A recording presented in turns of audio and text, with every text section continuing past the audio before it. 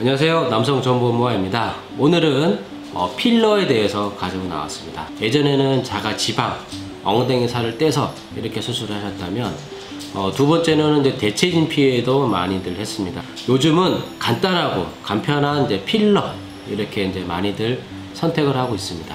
이제 필러에 대해서 장단점과 본인의 필요한 부분이 어떤 건지 윤 원장님 모시고 한번 더 디테일하게 안내 드리도록 하겠습니다. 예전에는 지방, 엉덩이 살 때고, 네. 이제 두 번째는 이제 대체진 피, 네. 이제 일전에 네. 설명드린 진피.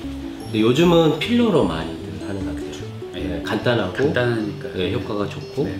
근데 필러도 여러 가지의 성분이 제일 많은데 네. 일단 이거 필러도 생착되고 확대 효과 부분이 줘야 되잖아요. 네. 그래서 필러에 대한 넣었을 때 얼마나 커지고. 그런 부분은 좀 디테일하게 좀 설명해 줄 수 있나요? 네. 많은 환자분들이 여쭤보세요. 네, 얼만큼 커질 수 있느냐. 그렇다고 뭐 저희가 무작정 커질 수는 없습니다. 네, 피부가 늘어나는 정도가 있으니까요. 몇 가지 말씀드리면 일단 커진다는 것에 대해서 정의를 내린다고 하면 일단 커질 수 있는 방이 있어야겠죠, 그죠? 공간이 어느 정도 커질 수 있으셔야 저희가 뭘 넣어 드릴 수가 있습니다. 그러니까 너무 이렇게 피부가 타이트 하시다던가 이렇게 탄력이 없으신 분들이라던가 원래부터 조금 많이 왜소하신 분들은 그런 분이 갑자기 막 흑형처럼 이렇게 커질 수는 없으세요. 예. 그러니까 본인의 피부 여유분이 첫째. 두 번째는 이제 방이 있다면 두 번째는 들어가는 필러 용량이 되겠다, 그죠? 용량이 얼만큼 들어가느냐 두 번째가 되겠습니다. 피부가 무조건 이렇게 많으신 분들, 예를 들어 제일 많은 경우입니다. 포경 수술을 하지 않으신 분들은 그럼 난 더 커질 수 있지 않느냐 많이 얘기를 하시거든요. 커질 수 있습니다. 하지만 이상하게 커집니다. 네, 그렇게 생각하시면 됩니다. 쉽게 얘기하면 포경 수술 안 하신 분들이 필러를 무작정 넣어달라고 하시는 분들이 있으세요. 근데 저희들은 많이 보니까 포경 수술을 하시고 필러를 넣으셔야 됩니다 라고 수차례 말씀은 드리지만 무조건 해달라는 분이 있으세요. 물론 저희는 하지는 않습니다. 근데 포경 수술을 하지 않으시고 필러를 넣으신 분들 보면 울퉁불퉁해지세요. 아니면 쉽게 말하면 코끼리 코처럼 이렇게 막 길어지고 막 이러세요. 그러면 저희도 바라지 않고 시술 받는 분도 결코 바라지 않는 그런 모양이 나오게 됩니다. 몇 cc 들어가는지에 너무 민감하신 분들이 많으세요. 저희는 가장 보기 좋은 형태가 될 수 있도록 적정한 양을 넣어 드립니다. 그 편차가 그렇게 크진 않으세요. 근데 비슷한 분이라고 해서 무조건 많이 넣어주세요. 10cc 넣어야, 예를 들어 10cc를 넣어야 될 분이라고 하는데 저희가 거기 20cc를 막 집어넣는다고 하면 모양이 좀 부자연스럽게 그렇죠. 되시겠죠. 그리고 포경 수술 안 하신 분들 이나 포경 수술을 하셨는데도 여유가 조금 더 있으신 분들, 약간 반포경 되시는 분들, 이런 경우는 저희가 필러를 적당히 넣어 드리려고 하지만 많이 넣어 달라고 하시는 분들도 있으세요. 많이 넣어 드리면 모양이 이상하게 됩니다. 네. 굴곡이시기도 하시고 반포경 되신 쪽으로 나오셔서 귀두를 더 덮기도 하시고 이런 경우가 있기 때문에 얼만큼 넣어 드리냐는 그렇게 중요한 건 아닌 것 같아요. 이거 최대로 넣어 드릴 수 있냐는 질문에 대해서 최대로 넣어 드린다는 것도 중요한 내용이 아닙니다.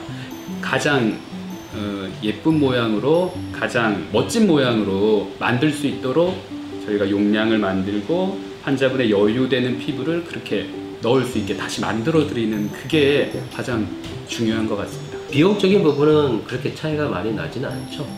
cc에 따라서. 근데 이것도 제가 말씀드릴 내용인데 환자분들이 몇 cc를 넣어주느냐가 민감한 이유가 제가 생각할 땐 그런 것 같아요. cc당 가격을 책정하는 그런 것 때문에 그래요. 얼만큼 물론 재료 값이 있으니까요.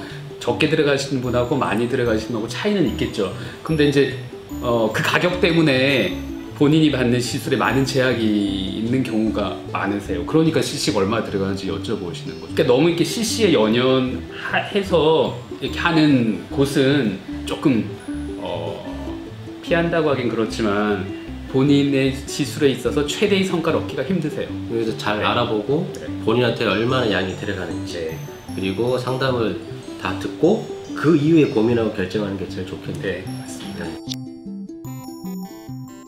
저희가 많이 주로 쓰고 있는 메가필입니다. 기존에 히알루론산도 쓰고 많이 쓰고 있거든요.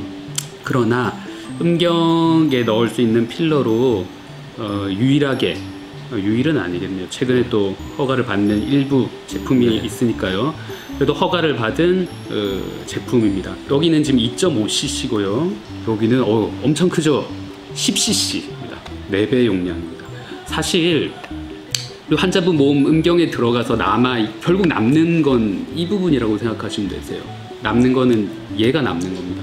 지금 액체는 아니거든요. 분말 가루 형태로 되어 있기 때문에 저희가 음경에 넣어드리려고 하면 여기 이제 생리식염수를 섞어서 용량을 좀 증가시키게 됩니다. 중요한 건 생리식염수는 다 몸에 흡수돼 버리는 거예요. 나중에 남는 거는 얘만 남는 겁니다. 그렇기 때문에 처음부터 너무 cc에 준하셔서 하시게 되면 사실 2.5cc의 물 7.5cc 섞으면 얘가 10cc 되는 거예요.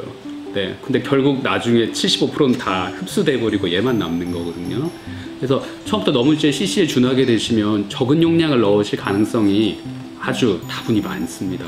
그래서 적정한 용량을 미리 상담을 받으시고 너무 이제 금액적인 면에서 자꾸 줄이다 보면은 결국 나중에 한 번 더 받으세요, 시술을.